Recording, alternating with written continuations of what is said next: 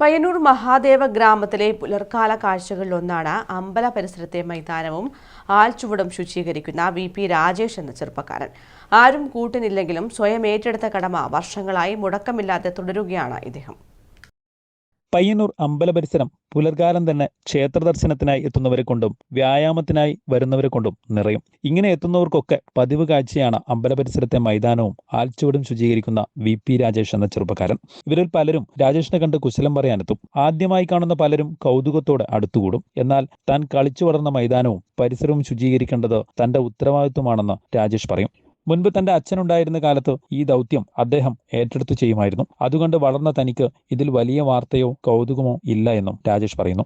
പിന്നെ ഇതൊരു നമ്മുടെ ഒരു പ്രദേശം, അല്ലെങ്കിൽ നമ്മൾ കളിക്കുന്ന സ്ഥലം, നമ്മുടെ ഒരു വീടിൻ്റെ പരിസരം വൃത്തിയാക്കുക എന്നുള്ളത് ഒരു നാട്ടിലൊരു വാർത്താ പ്രാധാന്യ വിഷയമല്ല ശരിക്കും. അത് സ്വാഭാവികമാണ്. അത് എൻ്റെ അച്ഛൻ്റെ ഒരു പ്രായത്തിൽ അച്ഛൻ കുറച്ചാൾ അങ്ങനെ വൃത്തിയാക്കില്ല. അതിന് മുമ്പേ എൻ്റെ ചെറിയ പ്രായത്തിൽ അങ്ങനെ വന്ന രണ്ട് സഹോദരിമാരാണ് ഇത് ഈ ഇല അടിച്ചു കൂട്ടിയിട്ട് അവർ വീട്ടിലേക്ക് കൊണ്ടുപോയിട്ട് അവർ മരിച്ചിട്ട് ഒരു 10-30 വർഷത്തിൽ മേലെ 40-50 അതിനുശേഷം ഇതാരും അങ്ങനെ വൃത്തിയാക്കൽ കുറവാണ്. പിന്നെ മെല്ലെ മെല്ലെ നമ്മൾ വീടിൻ്റെ ഒരു പരിസരം എന്നുള്ള ലെവലിൽ നമ്മൾ ഈ പരിസരങ്ങൾ അങ്ങനെ ഒരു രാവിലെ എണീച്ച് വരുമ്പം അതൊന്ന് വൃത്തിയാക്കും. അത് നമ്മളൊരു ദിനചര്യയായി. നമ്മളിവിടെ കളിക്കാൻ വരും, ഗ്രൗണ്ടിൽ കളിക്കുമ്പം അതിന് മുമ്പേ അത് ചെയ്തിട്ട് കളിക്കും. അത് മെല്ലെ മെല്ലെ കളിച്ച് അടിച്ച് വൃത്തിയാക്കിയിട്ട് ഇവിടെ കൂട്ടിയിട്ട് തീ വെക്കും.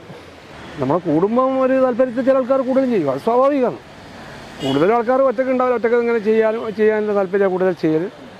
പരിസര ശുചീകരണം എന്നത് ചില പ്രത്യേക ദിവസങ്ങളിലെ പ്രതിജ്ഞയിൽ മാത്രം ഒതുങ്ങുന്നതല്ല. രാജേഷിന് വർഷങ്ങളായി ശീലിച്ചു വന്ന ജീവിതചര്യയാണത്. News bureau, Payyanur.